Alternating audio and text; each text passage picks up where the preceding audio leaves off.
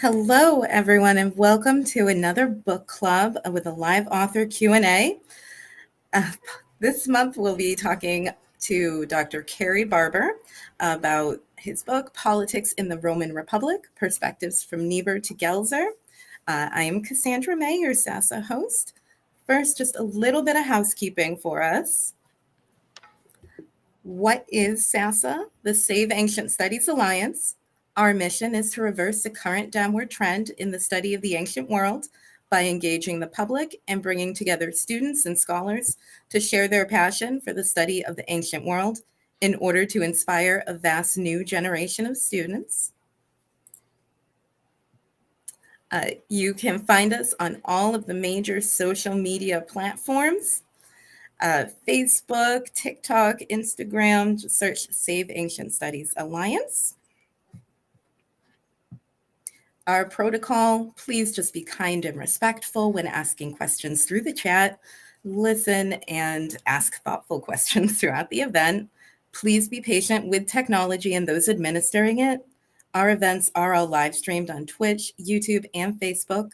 They're also recorded and archived. Recordings will be posted on all of the above platforms shortly after the event.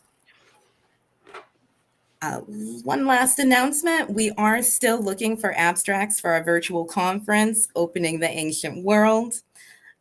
Recordings of our past conferences are up on YouTube and Twitch. Please check those out. Abstract submissions are due March 31st. They must be in English, but the presentation itself can be in any language. And please do consider becoming a recurring donor.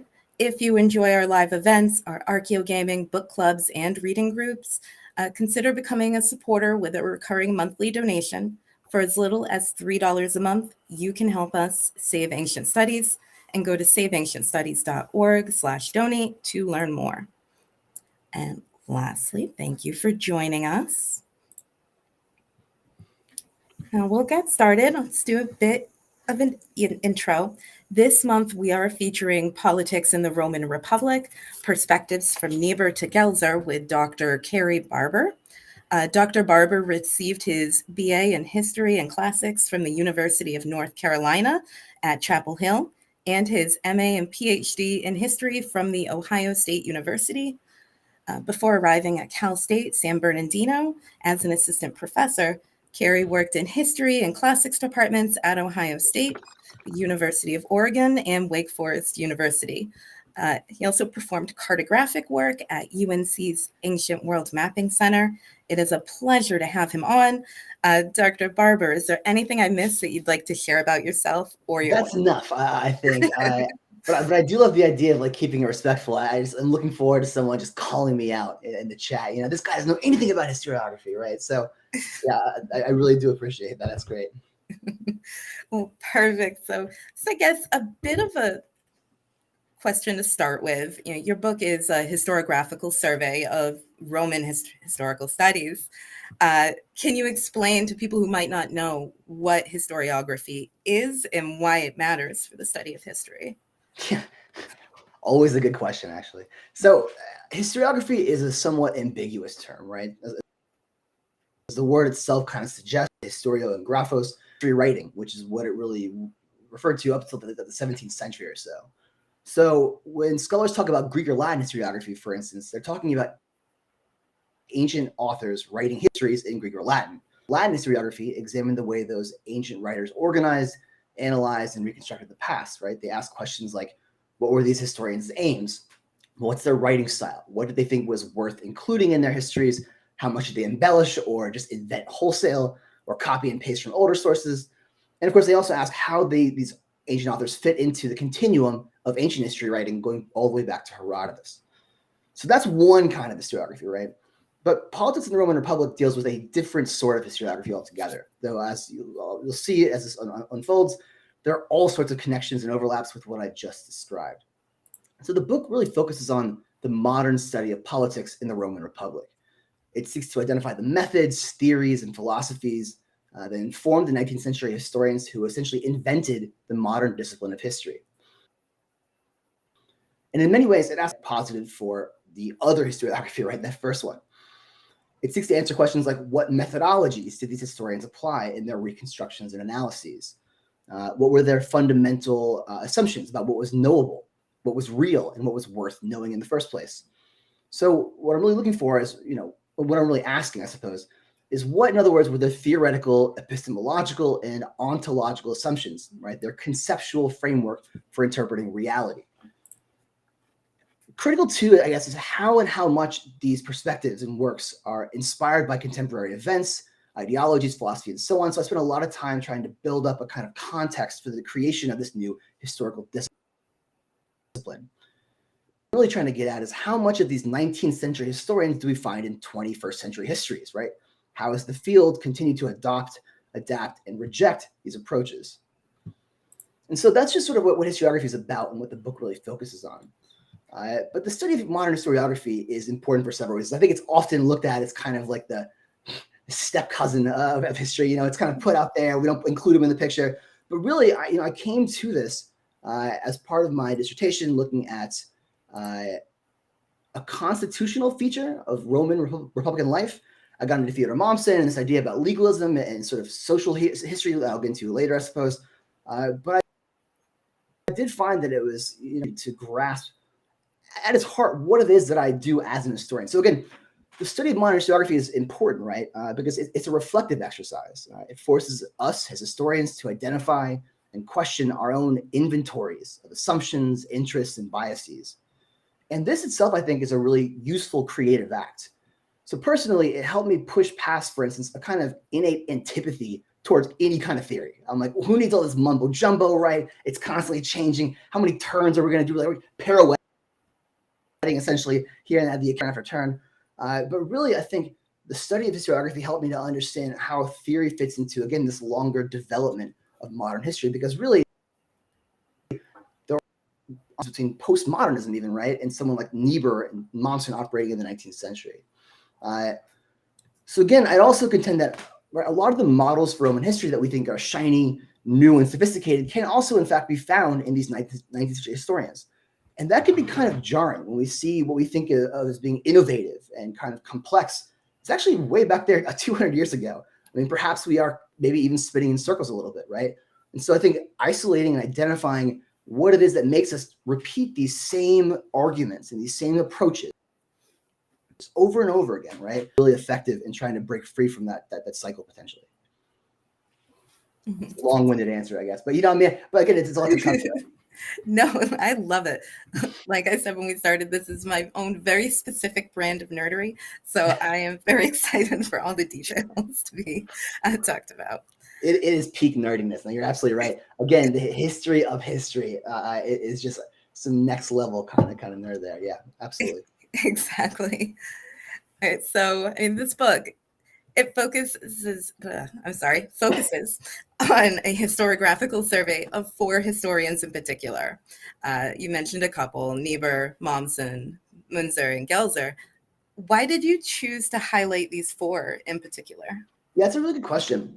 So when you look at, say, like the Blackwell Companion Republic or the Blackwell Companion in History, which we inevitably get in articles like the chapter actually in that book by Martin Jena, which is really good, what you really get is a kind of glossing over of the 19th century. It's often summarized in a couple of sentences, and then we move into the real meat of the thing, which is we get to Ronald Syme, who is perhaps the most important Anglophone historian of the 20th century, maybe even, frankly, 21st in many ways too, which is, that's actually my second book is on Ronald Syme, but we're going to even touch on that one today, right?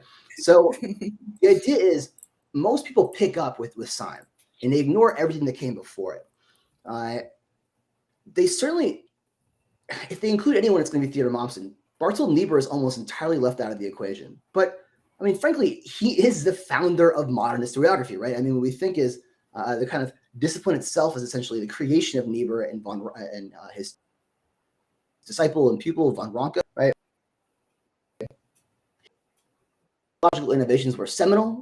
I mean, Niebuhr is combining for the first time, really, critical analysis of the sources with a sense of scientific detachment, right? We're sort of stepping away from this subjective look at the past and trying to look at it almost like a science. And he desired newness and originality, which is actually a new thing in itself. So again, we're talking about a huge pivot, a huge change that takes place with Niebuhr. And again, I think that there's an unbroken line from Niebuhr all the way into the present. So the problem with Niebuhr, right, is that frankly, he's writing in like 1812. I mean, so you can guess that it's going to be, frankly, like trying to read the German original, like sort of publications themselves. I can't do it. It's like blackface Schwabacher kind of like crazy font that just looks super gothic. And I have friends who are German who are like, I can't read this. So, I mean, again, you have all these impediments to actually accessing him.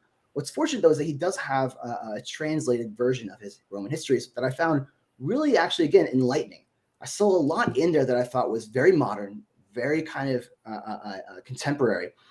And again, that was surprising to me, considering, again, how much space separates us from Niebuhr. So I really dig in with Niebuhr, but really the heart of the book, I think, is a discussion of Theodor Mommsen, who is probably the most important ancient historian ever. That is historian of the ancient world, right? I mean, it's not that old. No, I mean, there hasn't been anyone like Mommsen ever since him. There was never anyone like him before. Essentially, I mean, he has probably the fullest command of the ancient sources than any other scholar really ever, like I said.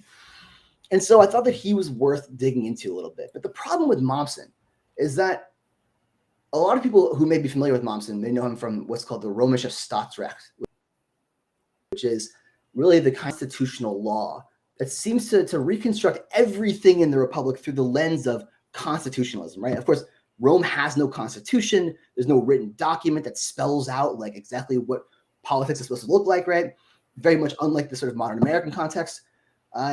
Instead, it's much more like the English common law collections, right? That sort of accumulate over time, customs and praxes and sort of laws here and there.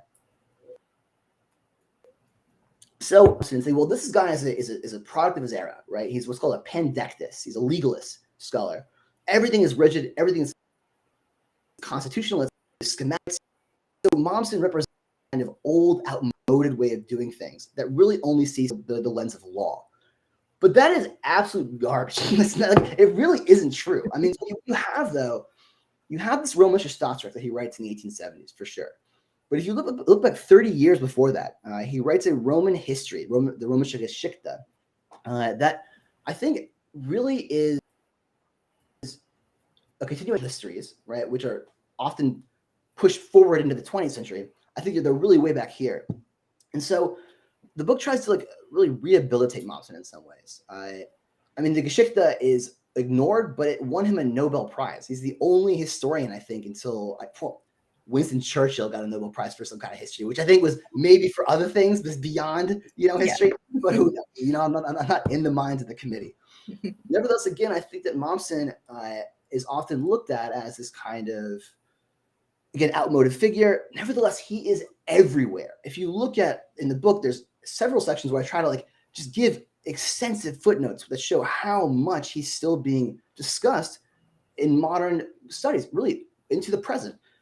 In many ways, dealing with Mommsen is a sort of sine qua non, right? You can't really engage with the historiography without touching on him in some way. Usually they say, well, he thought it was some kind of like constitutional issue. It's ridiculous, blah, blah, blah, move on.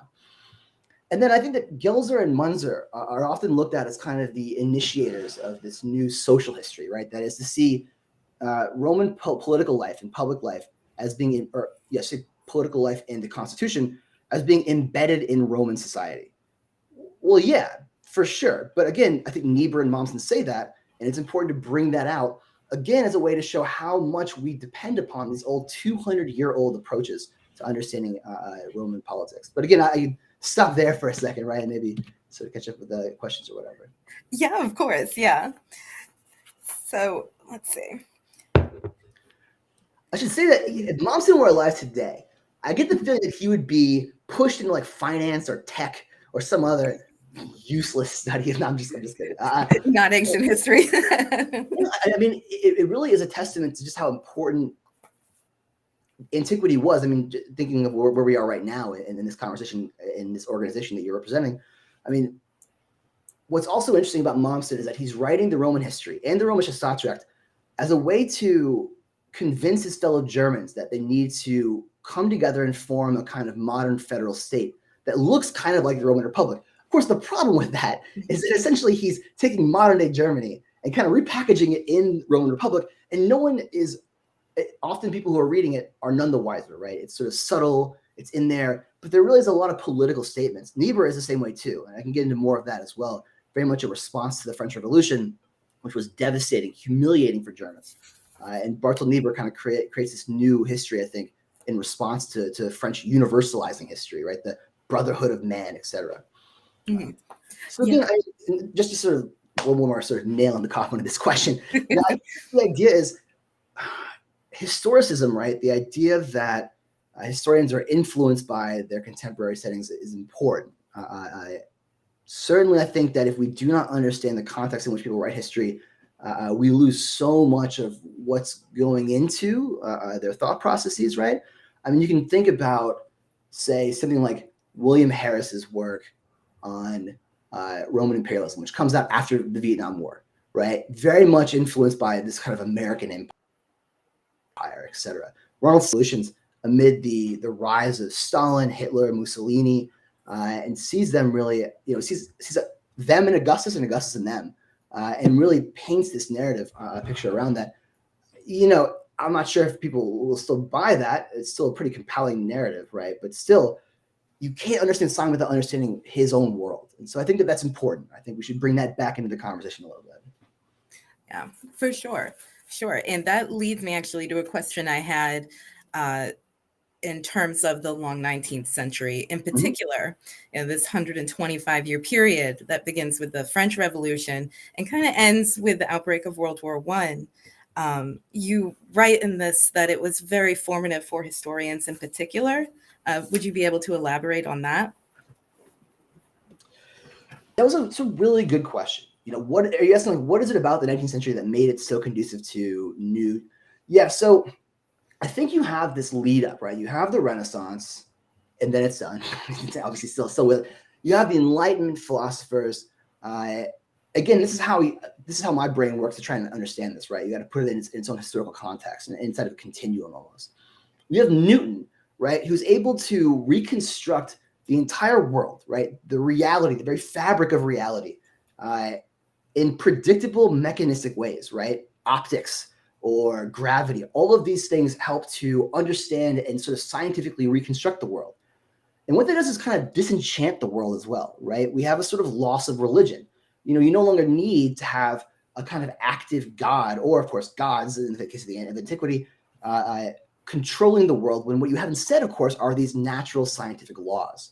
And so if you take that idea that you can reconstruct the world scientifically, and then if you applied also, again, some of the kind of historically minded works by David Hume, by Voltaire, etc., right, you end up with what I think are two strains of historiography or ways of understanding history that really are political, actually. So what you see is, like, on the one hand, you have the French and the Italians who see this sort of universalizing history. That is, that people are essentially the same, right? Again, this is the French Revolution's brotherhood of man, égalité, fraternité, etc., right?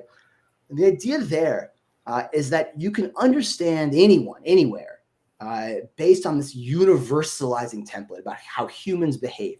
It's incredibly Eurocentric, obviously, right? Because the only people that he really cares about, or that they care about, are Western Europeans in a sense. So you have that on the one hand, right? On the other hand, and France, of course, is victorious, and they conquer the continent more or less, and everywhere they go, they kind of spread this universalizing ideology. Hate it, right? They are totally humiliated by the hands of Napoleon. In response, they kind of have this new orientation towards the world. They want to make Germans and German society more centralized and sort of different and unique. And so they become particularistic, right? You can only study, if you want to understand Germans, you have to understand German history, right? You can't study Asian or Australian or whatever history, right? You have to study Germans.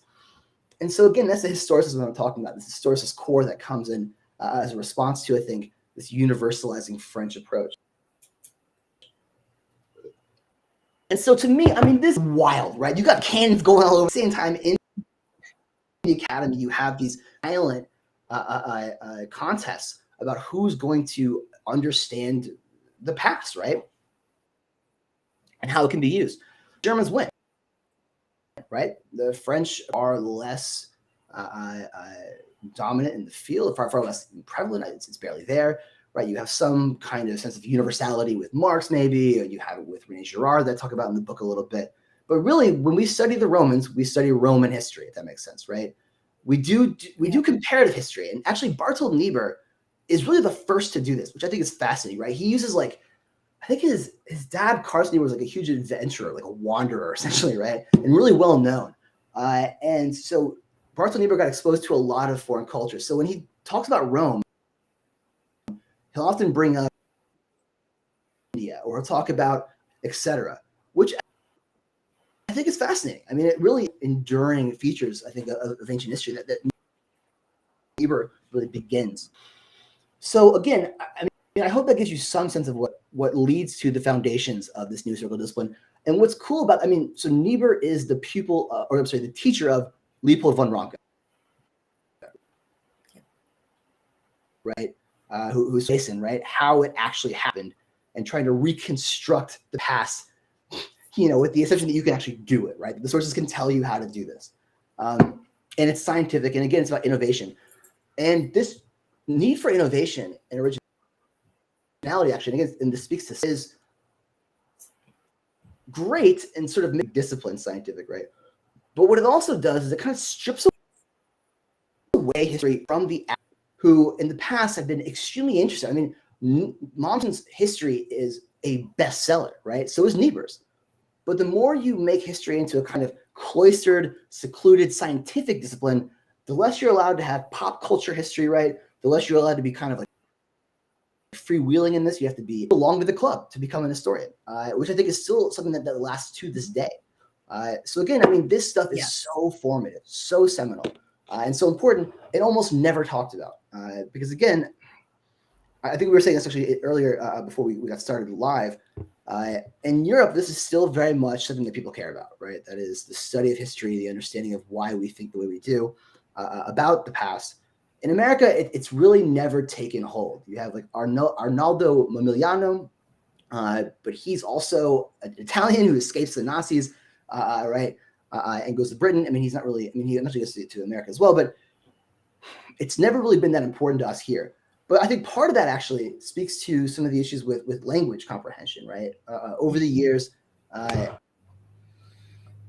Anglophone countries in general, right? It's not just America anymore who don't study foreign languages, right? I think Australia has seen the largest. I think Australia has the lowest percentage of people who are actually studying an ancient language, right? German amongst Britons has declined by like 40%. So again, this stuff is getting lost. And what the book is trying to do is actually bring to a much broader audience, kind of show why this stuff matters, why you should care about it, even if you are just sort of barely interested in Roman Republican history. No, yeah, it's very important, especially in America and worldwide right now, where we see ancient studies just in general in a decline, to look back and see why, like what led to this. And so, yeah, I think that, if I could just sort of add one thing in here, what I like about Syme and what makes Syme so insidious, this is Ronald Syme, wrote the Roman Revolution about the sort of rise of the Augustan age, is that it's actually compelling reading. Like, it's really interesting to read. You can tell that Syme is totally horrified by the things that are happening in Europe in his present day. He's just so not depressing, but like cynical. There's something that goes on with Syme that's weird. It's called blurred focalization, where Syme essentially reads too much Tacitus and Sallust and starts talking like them, which is crazy, but also really compelling stuff, right? He has that terse, pithy, kind of incisive Sallustian and Tacitean style prose, and it can be difficult to know sometimes whether Syme is subtly referencing one of those authors or if he's just like sort of talking like them and you just sort of, but that's sort of on purpose. That's really good reading. I think that Syme is read still very much in a lot of modern historiography classes or even in Roman Empire classes. The problem is he's like wrong about a lot of stuff. So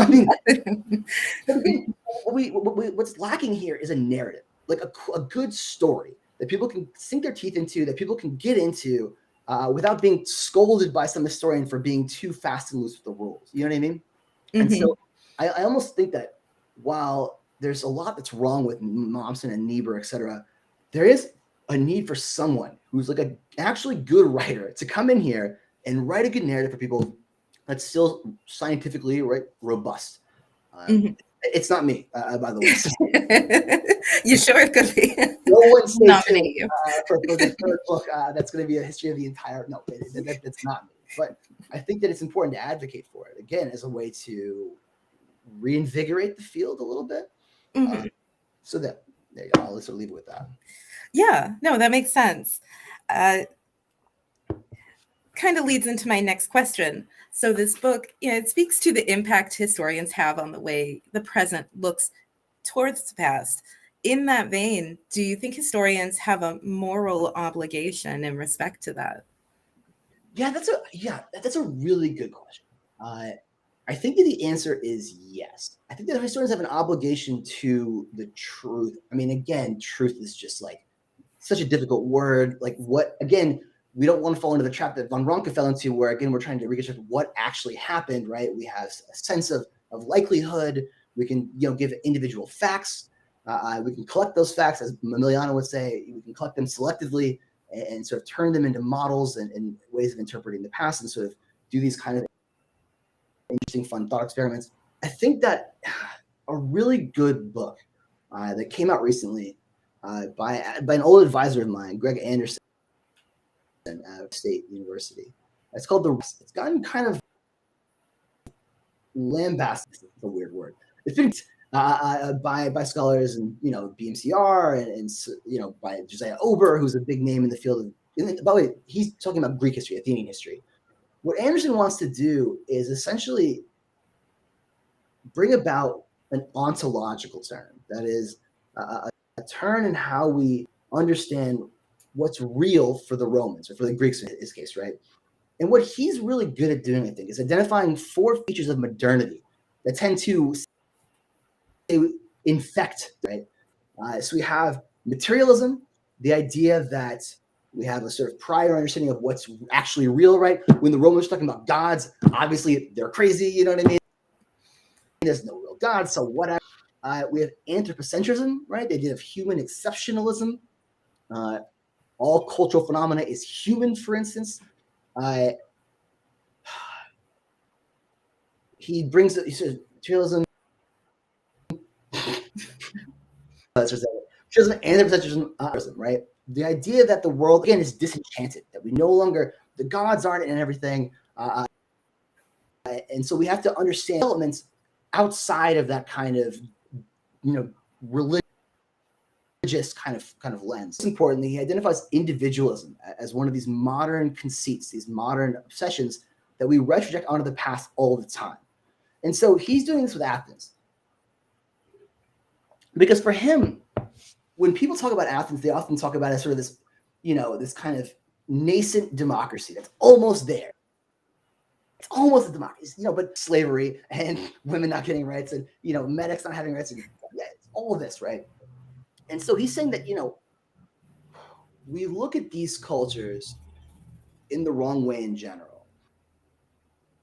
He's essentially rejected this historicist core that I've been talking about that goes from Niebuhr all the way into the present and says maybe we should rethink how we look at Roman society, again, through the lens of their own life world or their own assumptions, right?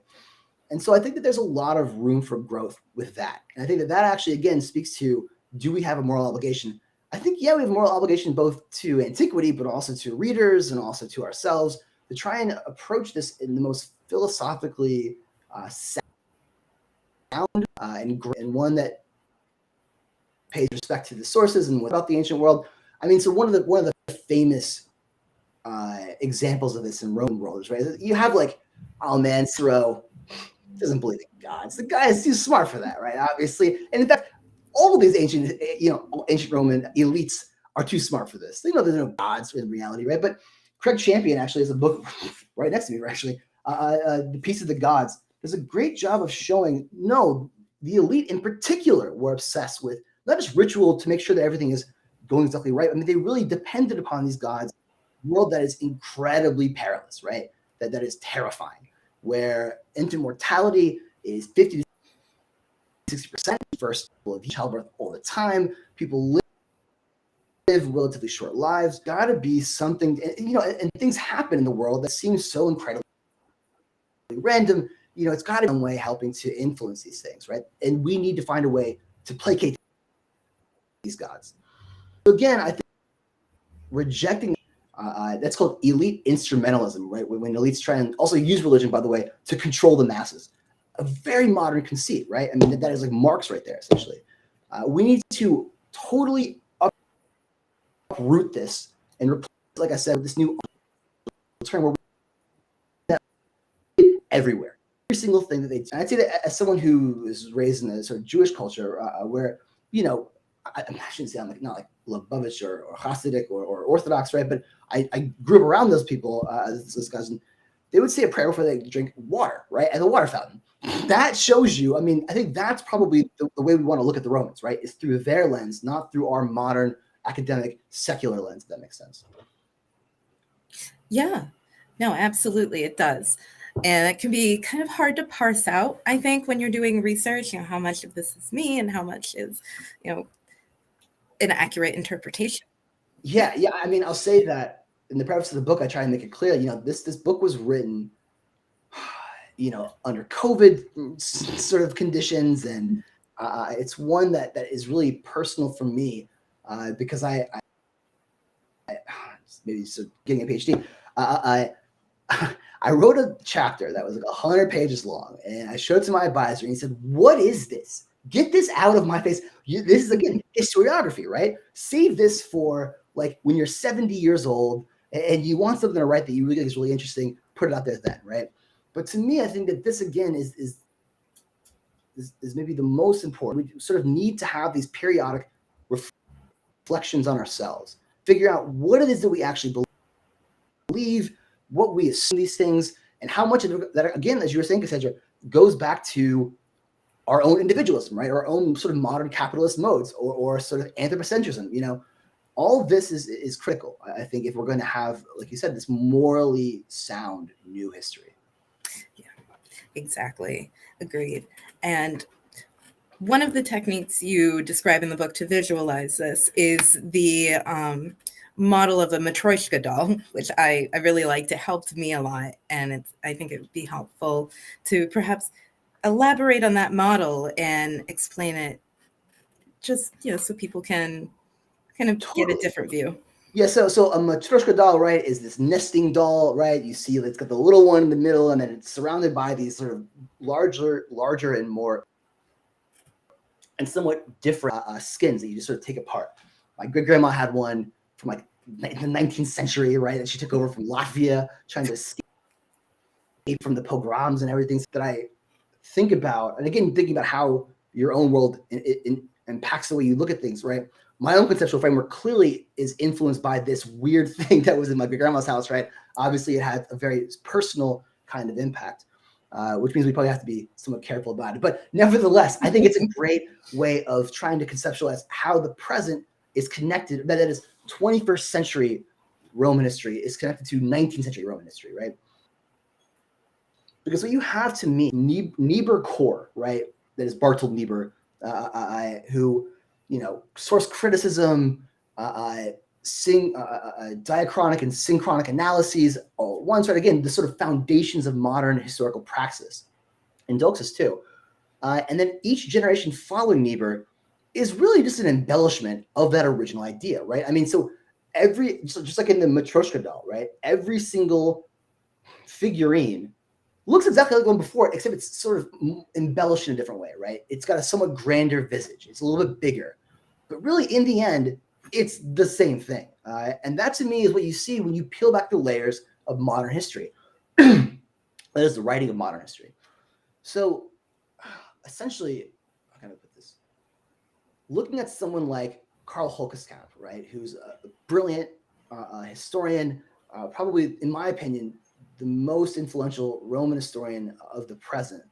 If you look behind him, right, you see Christian Meyer, which is his old advisor, I believe, right?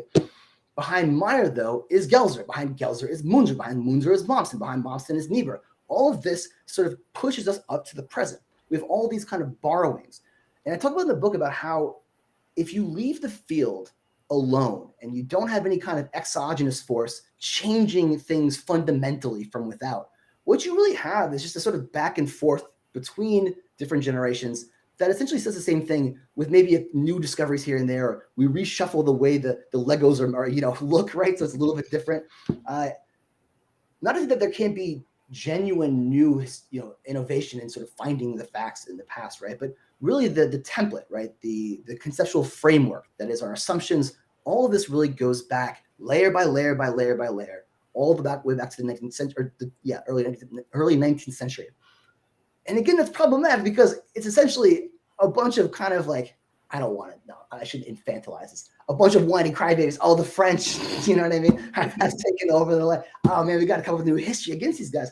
But really there is a problem with that foundation story. It really shows how much of it is historically informed. And again, talking about Mommsen trying to create a new German republic on the model of Rome and sort of infecting Roman Republican history with that, his own ideas, that stuff is incredibly important. And it really carries through from generation to generation. Yeah, no, it absolutely does. And that bringing it back a little bit toward Rome and Roman studies in particular. Please, thank you. We get out of the 19th century. That's all I really want to do, I know you said that Niebuhr was enlightened in some of his ideas in particular. What are some of those ideas that were put out in terms of Roman studies that still hold today from these? Yeah, that's a great question. I mean, so again, I think that Gelzer and Munzer, like I said, are held up as the kind of founders of a new social history.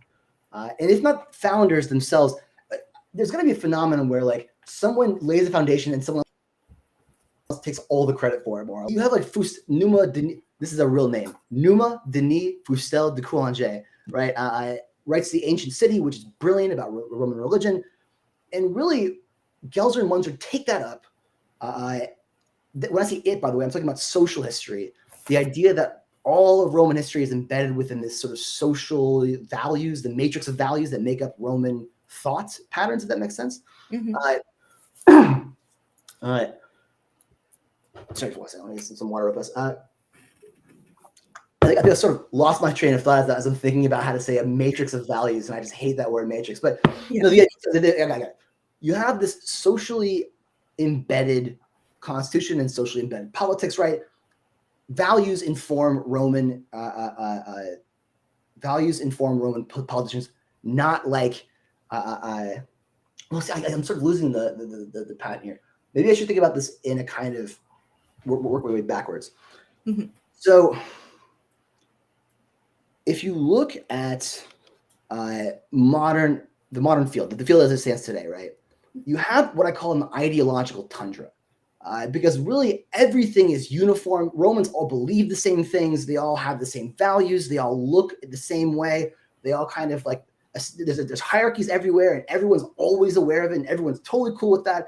There are no policies in politics, right? Everyone runs for consul or praetor or quaestor or whatever based on their own personal qualities, bravery, fidelity, honesty, etc. And so you have this world that looks very different politically than the present. That to me goes all the way back to Niebuhr. If you look at sort of, again, the idea of individual nobles competing with one another, that goes back to Mommsen and Niebuhr. All of these ideas that seem to have come out of the 19th century, or 20th century rather, really go back even further. Is that helping to answer the question? Maybe I've sort of lost the train of the original question. No, yeah, that does. That answers the question, I think. And in particular, you're focusing on that social history and impact and removal of religion in modernity, kind of on our view of Rome in particular in this case, or just ancient history in general. And I know I've seen discussions in my own studies that the Enlightenment was kind of the beginning of that. They call it the disenchantment or the Great Disenchantment. Totally. Yeah. David Hume, again, all these scholars who sort of, sorry, I didn't mean to cut you off. No, it's absolutely fine. Yeah, having a good conversation. I think that's the thing to me that comes out of Anderson's approach For Athens, I think he does a really good job of talking about the corporate body of Athenians and the way that they think of themselves as being autochthonous from the soil, right? And so Athenians are these special people. Romans have some sort of similarities there, but yeah, I think. Sorry, again, I've lost it. No. over and over again. But, no, I'm just thinking even back to, say, the founding of Rome. It's very based in myth, so to kind of have that removed from the narrative in some ways, it does a disservice. At least I think. I'm wondering if you can. Yes. So I mean, maybe I can give an example. So to me, what I see, right, also with the foundation of Rome, you have different stories being told about these events, right? To me, what that reflects are different ideologies at play, not just different strains of story, right, but different ways of reconstructing the past already in antiquity, right? You have Sallust, who's talking about things one way. You have Livy another way, right? You have these stories that seem to be, we have these big fragments of Roman historians that have been collected by Cornell, that is T.J. Cornell, and finally compiled. We can see these disparate kind of, how can I put this, disparate strands. It's weird when you see something, for instance, coming out of the Gracchan era that seems to speak against tyranny and the assassination of Romulus, right? I mean, obviously this represents a new way of understanding the past that's infected by or influenced by the present. But it's in religion, I think, that things have the most possibility for innovation, for sort of, again, a more robust history. So one thing I'm working on right now, if we can leave 19th century Germany, for God's sake, something on Marcus Aemilius Lepidus. He builds the Via Aemilia across northern Italy, across the spine of the Apennines, right, going from Ariminum all the way up to the northwest past Florence. And he builds this road later, right? But when he's consul in 187, I want to say, right, he's fighting against the Ligurians, who are in northwestern Italy, and he vows two temples in a single campaign season, something that no one had ever done before, and I don't think anyone ever does again. He devotes them to Juno Regina, right, Juno the queen, and Diana, the huntress goddess, sort of Artemis of Rome, right? And to me, those choices of deities are meaningful. They're important. Diana is kind of this goddess of liminality, right? Of sort of civilization on one side and barbarians on the other. Juno Regina is an Etruscan goddess, potentially coming out from Veii.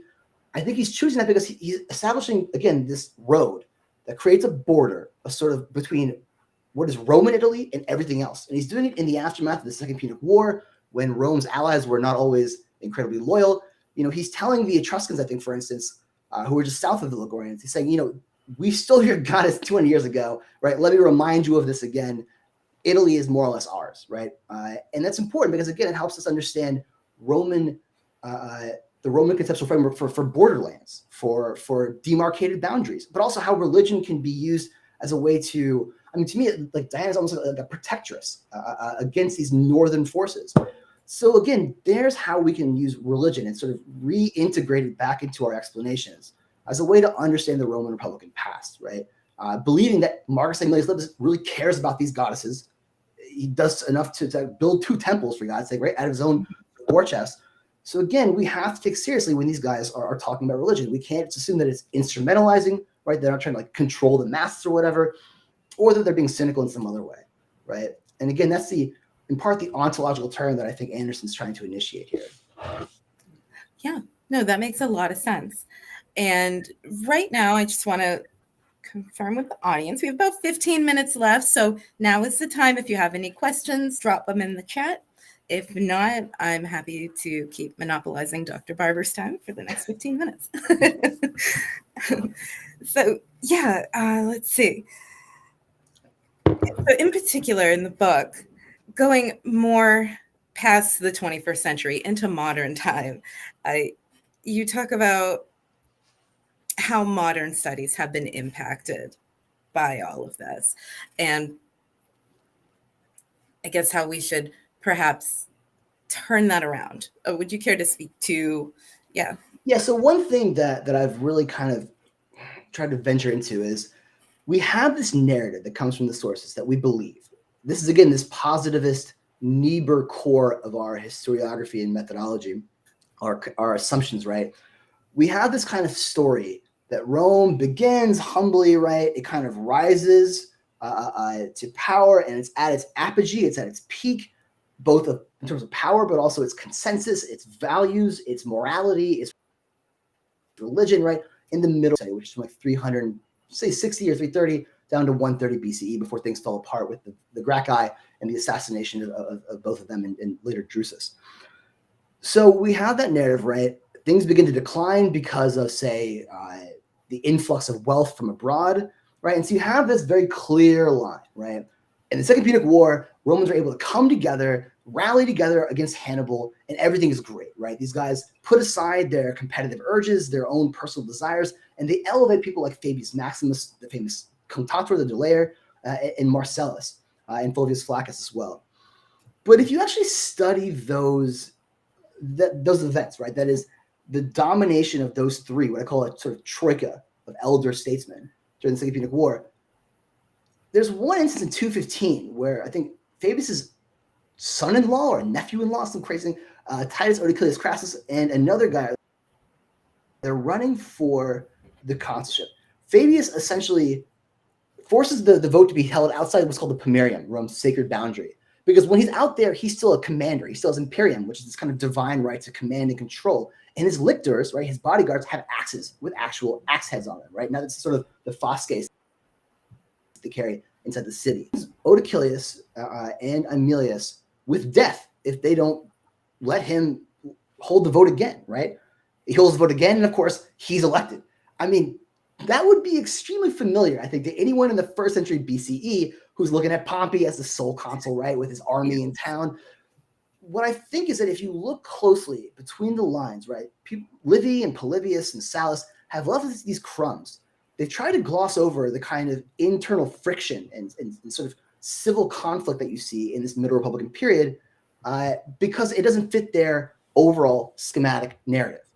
And so I think that something like this new approach helps us to identify moments where we are too closely following the sources because, again, we've been trained to look at the evidence and follow what they have to say and, look, all the evidence points to this. Well, sure, but that's because the evidence itself has been presented in a kind of, tendentious way, right? It's very picking and choosing. So, I mean, that example, for instance, is used by Livy to show, like, man, what a crazy time that they, Fabius was able to push this through, get to be consul, and no one critiques him because, they all love their country and, they know he's acting out of patriotism.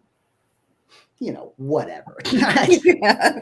Hardly, right? And if you look like 100 years, I mean, his grandfather and great-grandfather have been 5 and 6 times consuls, right? These guys are, what you see, if you look at the actual evidence in the Fasti Consularis, the list of consuls, is that until about 293 or 290 or so, you have a state that's run by essentially warlords or charismatic individuals, these dynasts, who are really able to stay in power because they had power to begin with, if that makes sense, right? You see that happen again during the Second Punic War, and you see it again happen after Arausio with Marius being consuls 5 times in a row. You see it again in the first century with Caesar. To me, what I see is demographic collapse, for instance, in the Senate. 177 senators die in the first 2 years of the Second Punic War. They're replaced by these nobodies, more or less. And that allows for these old elder states to sort of come back and try and revive what I see as an older form of the Republic, which is, again, this very personalized, charismatic, dynastic rule in a sense. Mm-hmm. You see that happen again with Marius. You see that happen again in the first century, right? So the point being that if we really look at the evidence, in my opinion, right, and sort of ignore the schematic narrative we're getting from Livy, Polybius, et cetera, we can come up with a new history for Rome. And it's one that I think, again, has not been explored very much. Rachel Feig-Vishnia recently died, I think. This sort of Israeli scholar had done something like this a little bit. Her book was totally critiqued and torn apart by some English scholars tend to be a little bit mean in their reviews. That's my personal observation. I'm like, what did she do to you? You know what I mean? But nevertheless, right? I think that there's a sense that we can revive and rehabilitate some of her work as well. That speaks to some of these internal civil conflicts. Yeah, absolutely. So I did just put up our QR code. If you're interested in checking out Dr. Barber's book, simply scan it, and in a bit I'll switch it out for our SASA donation one. So look for that. So yeah, let's see what else I have here in our last 10 minutes. I know you talked a bit about things that readers should be cautious of when reading past historians. Do you have anything in particular that you'd like to point towards for people like Niebuhr or Mumsen that readers should look for? I mean, I think that so the problem with Mommsen in particular is that if you have a question on like Roman politics and like constitutional processes, right? How does it's like very Schoolhouse Rock kind of thing. How does a bill become a law, right? You go to the Staatsrecht, you look up this sort of section that talks about this, you read that, and then you have your answer. Because again, Mommsen has such a command of the sources that it's unbelievable in some ways. Or you look at Mommsen and say, yeah, well, this is entirely too constitutionalist, right? It doesn't take into account culture and society and religion, customs, right? The importance of customs in Roman politics, none of that. And so Mommsen becomes a kind of reference book. But when you only use the Staatsrecht, you are essentially negating or ignoring the entirety of the Roman Geschichte, like I said, right? The Nobel Prize winning histories, but also the Strafrecht, which is kind of like, so private law.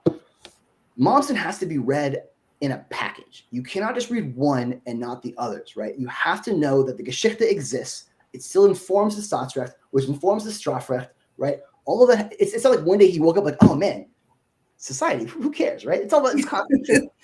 No, the idea is he's just presenting the evidence or sort of presenting an approach in a different kind of way that always has to be read together. And that's kind of and you can do that with modern prolific historians as well. Someone like Holkeskamp or Jan Rosenstein, these people who have written so much that you can see how they have almost a program put together. And again, the problem with that is that I mean, it's like, anyone who's listening to this, if you're out there, right, I'll tell you this. What's it called? Audible has all of these translated in sort of spoken form, and they're great. It's like a great thing to listen to when you're running or whatever, right? It's a great way was really that's one warning, right? Only reading a selected part of a historian's corpus, you really can't just depend on that alone. It has to be in part of this larger continuum. Way the Geschichte itself, as I said before, is heavily influenced by the Republic in 1849. For instance, Mommsen was exiled, I believe, for his attempt to of government in Germany. He was a reporter before this. I mean, he's heavily influenced by his and the same is true for Syme, for all of the great historians of Rome, I think, and really for Greece as well. Mm-hmm. So I think being aware of the context, the historical context in which these things are being written, and how that tends to inform the way they look at the world, I think that it's absolutely essential. Do I think that people should actually read Niebuhr's Roman history is the real question. The answer is it really is, because again, one of the fabulous things of these is that I don't know a single historian today who's read virtually every ancient author that exists, right? In the original. I'm not getting in trouble here, but if you were to ask me, have I read Polybius? Yes. Have I read it in the original Greek from book 1 all the way? No, absolutely not. I don't have all of that. No. I mean, like Wallbank has done that. I mean, that kind of the ancient language is just sort of missing, I think, in ways. Not that it's totally bad. In any case, I think that Niebuhr in particular, man, I mean, so all the patricians like Junkers, right? Again, this is German, like sort of jargon for modern day political groups. Again, I think that also, right, that sort of those four aspects of modernity, especially individualism, and again, especially this of the world, I think of course, it's so basic, so fundamental to our training as historians to leave our preconceptions or assumptions at the door. But we simply cannot do that, especially when we're not being reflected. For us, any historian, any writer, whether you're talking about history or poetry, your interpretation, you have to realize, of course, interpretation is colors that are happening in your life right now, right? And everything leading up to it as well. So again, I think that's one thing that people need to be more careful about. But people should read these things. Just again, maybe the last word here. I have an article in the story about the event I was talking about, sort of when all the senators died and they're sort of replaced.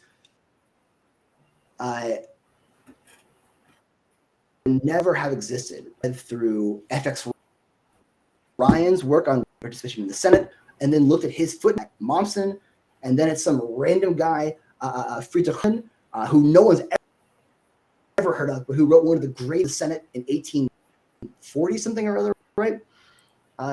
Again, there are gems back there. New ideas that I have today.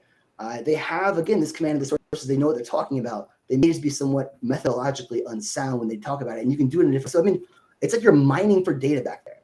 There's all kinds of new stuff to be re-explored that, again, talked about because no one's read Niebuhr, right? Or no one's read Momsen. So I think that there is value in going back to the foundations, if that makes sense. Yeah. Yeah, no, it does. It makes perfect sense. Let's see, we're just about to wrap up here. We've got a few minutes left. I do want to say after this at 3 p.m. on our Twitch stream, we have Archeo Gaming up next. They'll be playing Shadow of the Tomb Raider. So if anyone's interested, definitely check that out. It's so interesting. Not reading about historiography, by the way. I gotta tell you, definitely not more fun than historiography. This was the highlight of the day. 100%. Yeah. But no, again, I think. Sorry, it's like no, it's absolutely fine. I was going to ask if you have anything else you want to share, so go for it. I don't want to tell here, but I think again, there's this value in looking at even present day theories and imagining what their foundations are, what they're about ourselves, and what they or sort of skewing or obscuring. That's the kind of lesson of historiography, I think. Again, people like Mamiliano are so incredibly brilliant. They have this sort of both a command of someone like Mamiliano a long time. I'm not going to be it either, right? But never hope that this influences some people at least to look back at these 19th century founders. Yeah, exactly. Me as well. It's definitely not something we want to lose sight of. I will be ending the stream here. Thank you again, Dr. Barber, for joining us. And thank you, everyone, for watching. Again, follow us on Twitch, YouTube, Facebook. Donate if you can. And we'll see you next time. Thanks so much for the invitation. It's been wonderful.